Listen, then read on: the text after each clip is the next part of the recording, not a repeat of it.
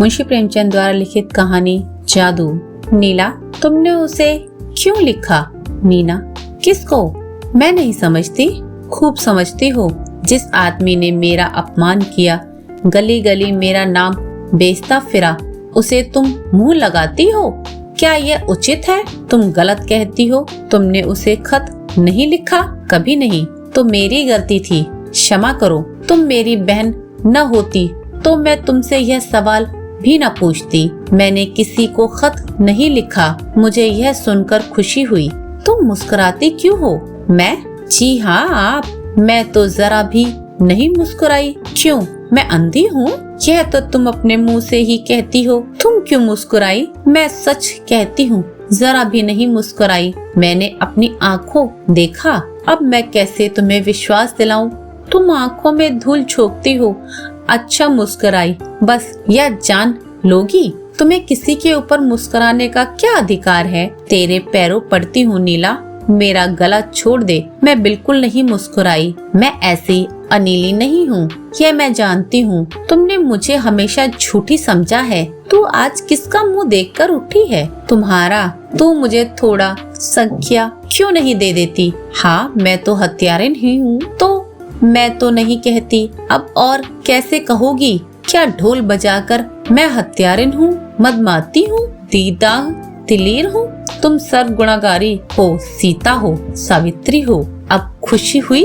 लो, कहती हूँ, मैंने उन्हें पत्र लिखा। फिर तुमसे मतलब? तुम कौन होती हो मुझे जवाब तलब करने वाली? अच्छा किया लिखा। सचमुच मेरी बेवकूफी थी कि मैंने तुमसे पूछा।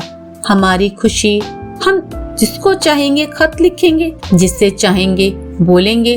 तुम कौन होती हो रोकने वाली? तुमसे तो मैं नहीं पूछने जाती। हालांकि रोज तुम्हें पुलिंदो पत्र लिखते देखती हूँ। जब तुमने शर्म ही भून खाई तो जो चाहो करो, अख्तियार है। अब तुम कब से बड़ी लज्जावती बन गई? सोचती होगी अम्मा से कह दूंगी। यहाँ इसकी परवाह नहीं है। मैंने उन्हें पत्र भी लिखा, उनसे पार्क में मिली भी, बातचीत भी की। जाकर अम्मा से, दादा से और सारे मोहल्ले से कह दो, जो जैसा करेगा आप भोगेगा। मैं क्यों किसी को कहने जाऊं?